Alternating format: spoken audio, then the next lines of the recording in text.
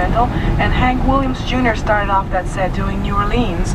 Now let's get back to more country music. Here's Ray Charles and Willie Nelson doing 7 Spanish Angels on KLCC AM 53.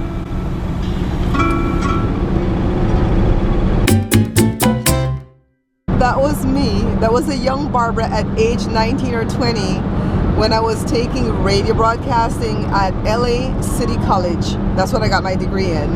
I found this tape because I wanted to test out the tape in the Sedona, and I'm telling you, we're having a good laugh.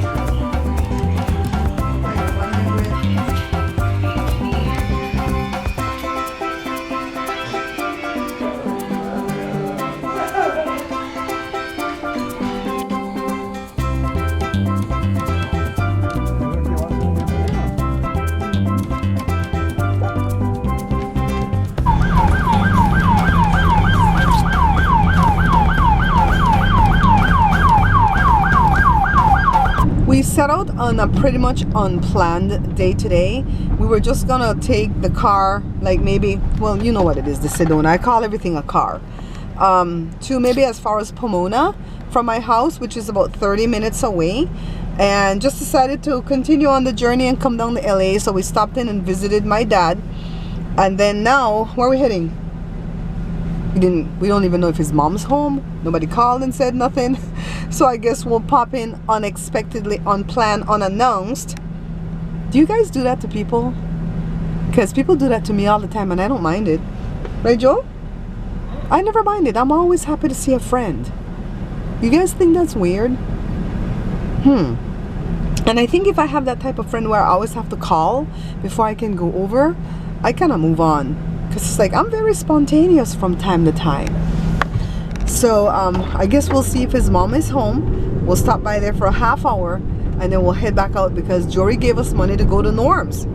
And because that's how far we were going to reach, right, Joe? Norm's.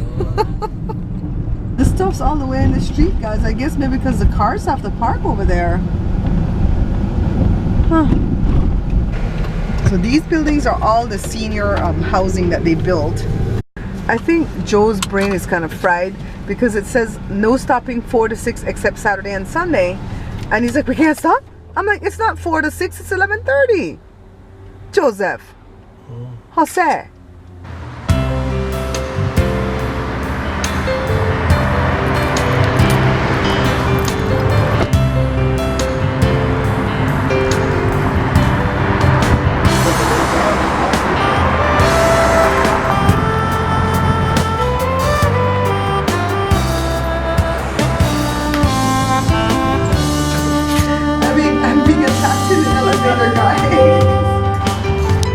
He's hungry.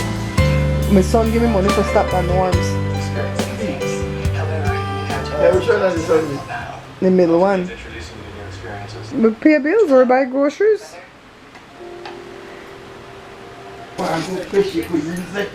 She come home every day? No. On the weekend? It's Friday morning.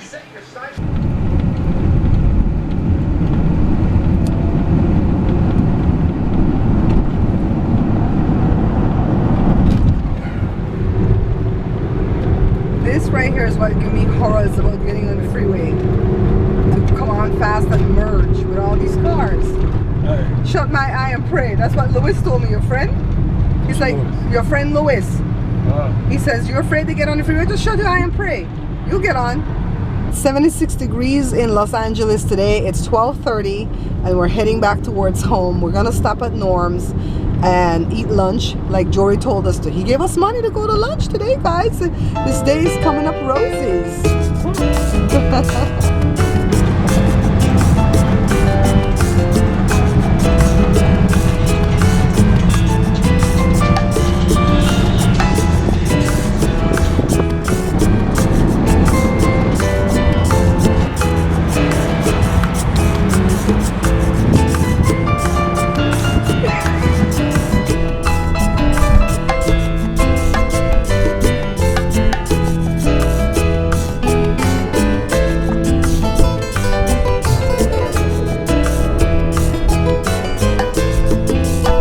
I don't know why they gave us this big booth, guys. Me and Joe should be on that side of the booth. Right, Joe? Well, Norman is not even trying to make this date romantic. Why are you shaking my camera? You nervous to see me? You get me nervous. Did you all see how I swatted his hand away? Okay, down on the truck. No, it's Melania. I'm Melania. I get Melania.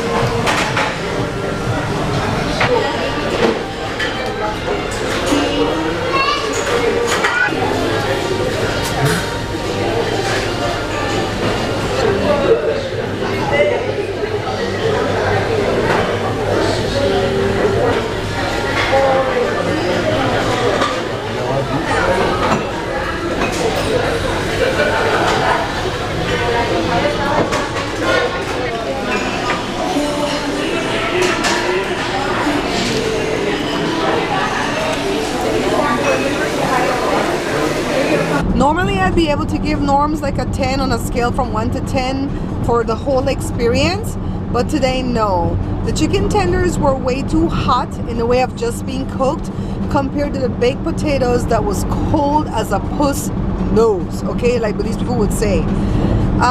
The salad was great. The fries were god-awful. They had such a horrible aftertaste that it tastes chemically. Is that a word? I'm making up a word. And Joe gave me like a few of his fries and I ate 2 of it because he was trying to offset the fact that the potato was so bad. And when I ate the 2 pieces of fries, something already spoiled my dinner and I didn't know what it was. And then I ate some of the chicken tenders and then that was awful, and at first that wasn't awful. So then I had some fries again and I realized the fries was the thing that was mucking everything up because it was awful. It tastes very bitter. I don't know what they did to the fries, guys. So I had to drink a whole glass of water to cleanse my palate, then went back and ate another piece of my chicken tender. So I had 2 chicken tenders and some of that baked potato and a little bit of the salad. So I'm still hungry. But it was really bad. And I'm not the kind of person that's going to complain to them because I don't want them to comp another meal. When I've had a bad experience, I'm not going to go back for a while. You know, I don't want them to comp the meal. I don't want them to go back and say, I'll bring you a better potato, because I feel like they'll put some man parsley in that, or they'll spit in it, or rub their nose on it. I don't trust anybody that's handling my food, so I just suck it up and eat whatever it is. And you want to know how come Joe and I don't get fat when we eat out?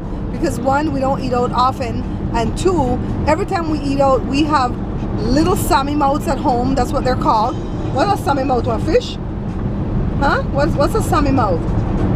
Joe called the kids Sammy mouth. I don't know where he got it from, but that means they always want something. So Joshua and Jada call and go dibs on leftovers. Well, Joshua called it first. And I'm like, Jada, you too late. Joshua called it already. And so Joe goes, can we go anywhere and eat? And them not wanting our leftovers. But it helps us a lot because we can split the meal in half, put everything aside for them, and then we don't get to overeat and get too fat, you know? So we're almost home, guys. About another 6 miles. 5-6 miles.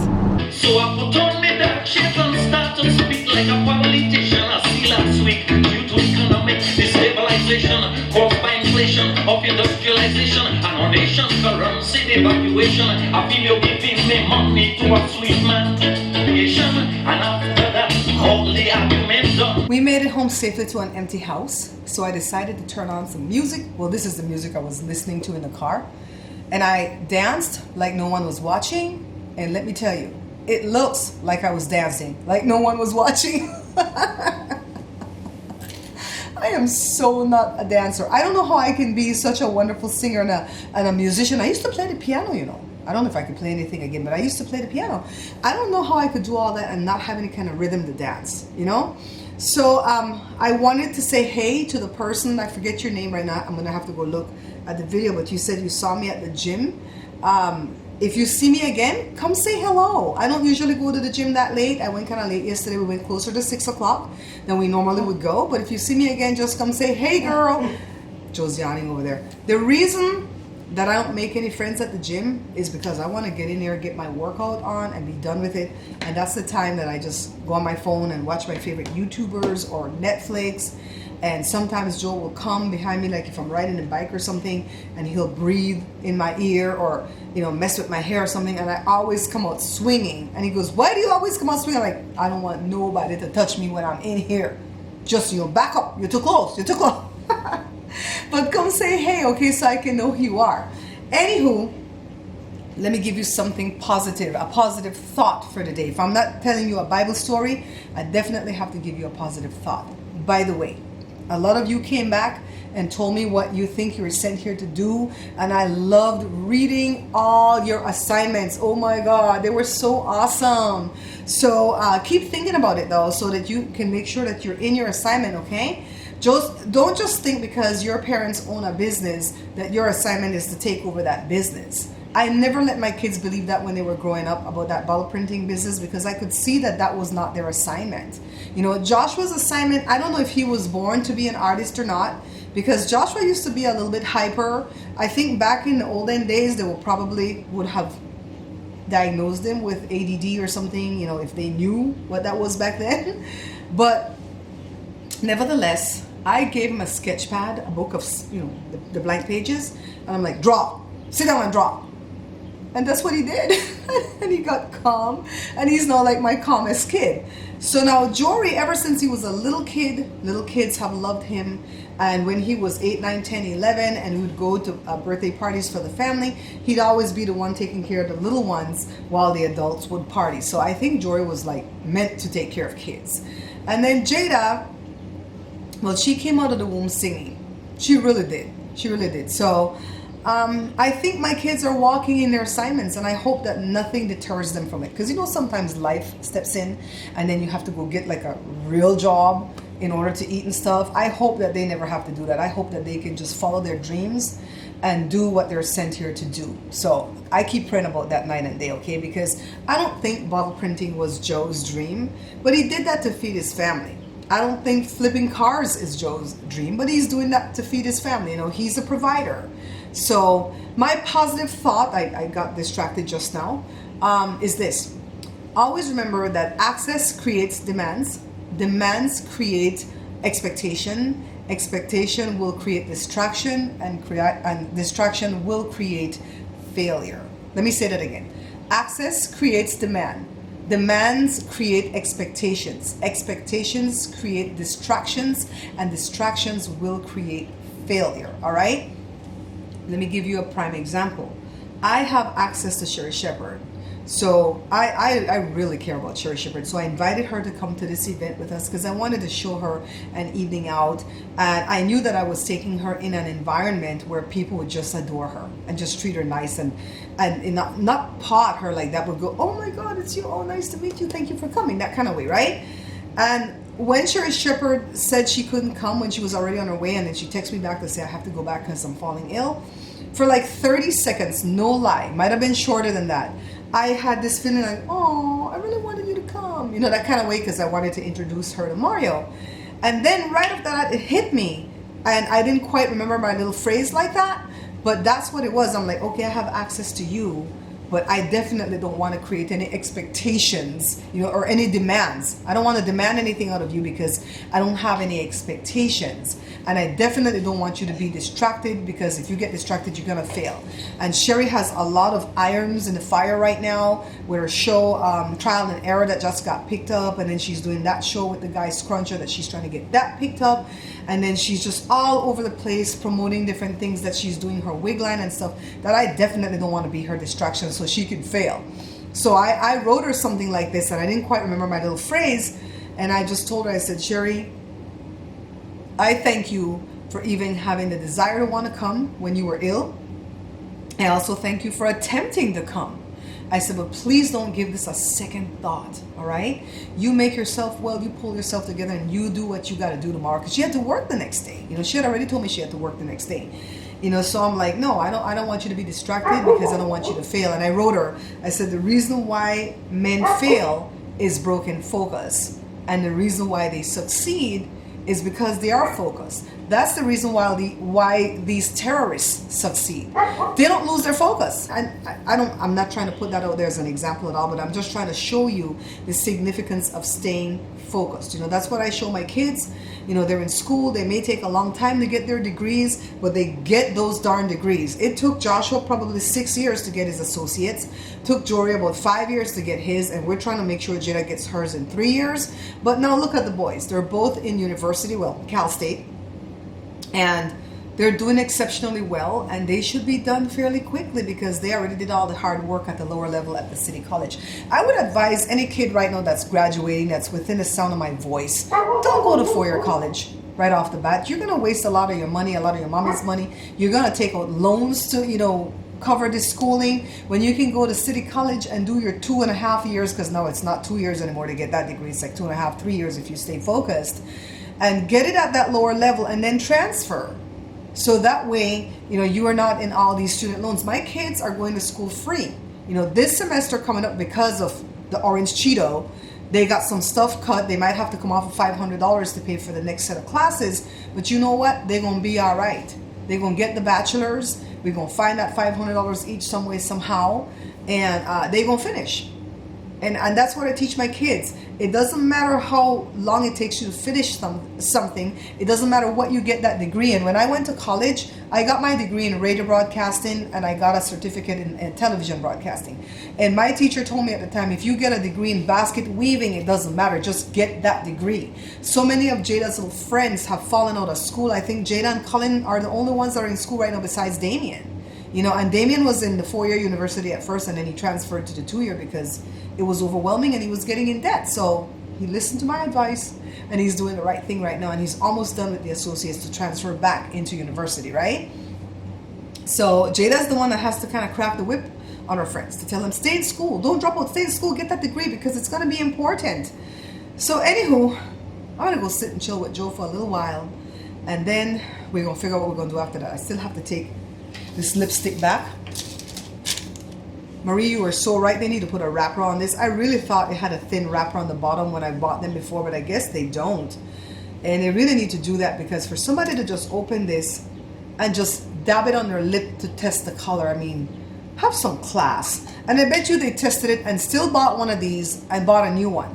Don't you hate people that do that? I live with one, Joe. He'll open a pack of, let's say, underwear to see if it'll be his size. And then when he sees that it is his size, he'll fold it back up, put back that one, and get a new one. I'm like, why? Take the same one you just opened. So I'll be back, guys. Yeah, I know I have my gym clothes on, but I did not make it to the gym today. Joe was a little bit too tired from all that long drive, and I decided to get bogged down with making a new commercial for my channel. Why did I do this, guys? Why? So now I've spent the whole afternoon going through 2 external hard drives, trying to find snippets and clips for the stuff that I want to be in the commercial. Then I'm going back to the commercial that I made last year, March, the one that has been serving me well, the one that's my welcome to the channel when new subscribers come by, or potential new subscribers come by. I like that one still, but it's time for a change. And I don't know what I want to delete out of that one. I don't know what new things I want to put into this one. And so finally, I got up and realized I better finish editing this vlog. And I asked Jory for help, and he's come up with some pretty good ideas. So guess what I'll be doing tomorrow? That again. So I'm gonna do like a new 1-minute commercial. I'm gonna do like a couple of new openings for the cooking channel, or maybe one new opening, and tweak around with the ending and maybe even my place card. So it's just time for a change, you know. It's kind of like when you clean out your closet. But I'm telling you, going back and forth between the two hard drives was not fun. Well, it was kind of, because I found a lot of stuff that I didn't remember I had. Anyways, guys, I'm going to say goodnight for right now. Enjoy the vlog. I put a lot of music in that I think you guys will enjoy. And I think Joe and I were just like really, really clowns today. We had a good time. We enjoyed each other's company today. And I hope it comes across in the video, okay? I'll see you guys tomorrow night. Don't forget to thumbs up. When the red button is on? Yeah. Okay. Okay, guys, see, I'm doing it. Ready. He doesn't want to go back on the boat.